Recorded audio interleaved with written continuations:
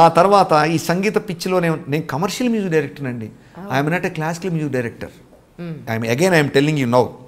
నేను పక్కా commercial music డైరెక్టర్ని. ఇప్పుడు అత్తర సాయి బోరారా నా అందగాడారా అది నేను చేసిన మ్యూజిక్. అది పెద్ద సూపర్ డూపర్ హిట్ సాంగ్. అది ఆల్రౌండర్ రాజేంద్ర ప్రసాద్ గారి సినిమాలో. నేను పక్కా పరమ మ్యూజిక్ డైరెక్టర్ని మాస్లో. రేపు చేయబోయే దాన్ని తలుచుకొని గర్వపడాలి, నిన్న చేసిన దాన్ని నిబద్ధతగా తృప్తి పడాలి, ఇవాళ ఏం చేస్తున్నానో ఆలోచించుకోవాలి. రేపటి గురించి ఇవాళల్లా ఆలోచిస్తే ఇదే రేపు వస్తుంది, మళ్ళీ ఇదే ఇవాళ రేపు వస్తుంది. వాడు చేసేది లేదు, ఆలోచించడమే. రేపేం చేయాలో ఆలోచించాను మొదలుపెట్టాను కూడా. పొద్దు నుంచి సాయంత్రం దాకా చించి చించి చించి కాఫీలు టీలు అయిపోతుంటాయి, సాయంత్రం వేళకి అన్నీ అయిపోతున్నాయి. చేసేదేంటి? రేపు కూడా మళ్ళీ ఇంతేగా. కాబట్టి జీవితంలో నిన్న గురించి తృప్తి ఉండాలి, రేపటి గురించి ఆలోచన ఈ రోజు ఉండాలి కాదు, చెయ్యాలి అంట.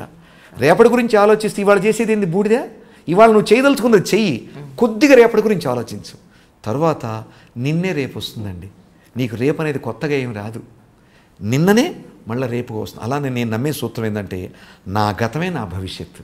నాకు భవిష్యత్తు వద్దు, ఈ గతమే మళ్ళీ భూమి గుండ్రంగా తిరిగి నా దగ్గరికి వస్తుంది.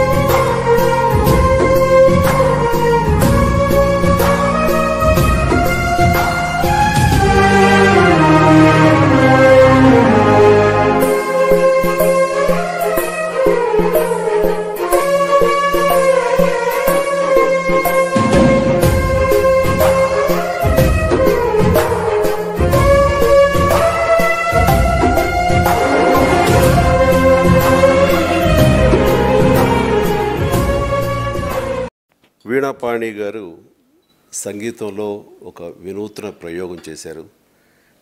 అది 63 గంటల పాటు నిర్విరామంగా ఆయన కీబోర్డ్ వాయించడం, అది కూడా లండన్లో మహాత్మా గాంధీ 150వ జయంతి రోజున ఆ భవన్స్లో ఆయన చేయటం అన్నది చాలా ముదాహం, చాలా చాలా ఆనందంగా ఉంది.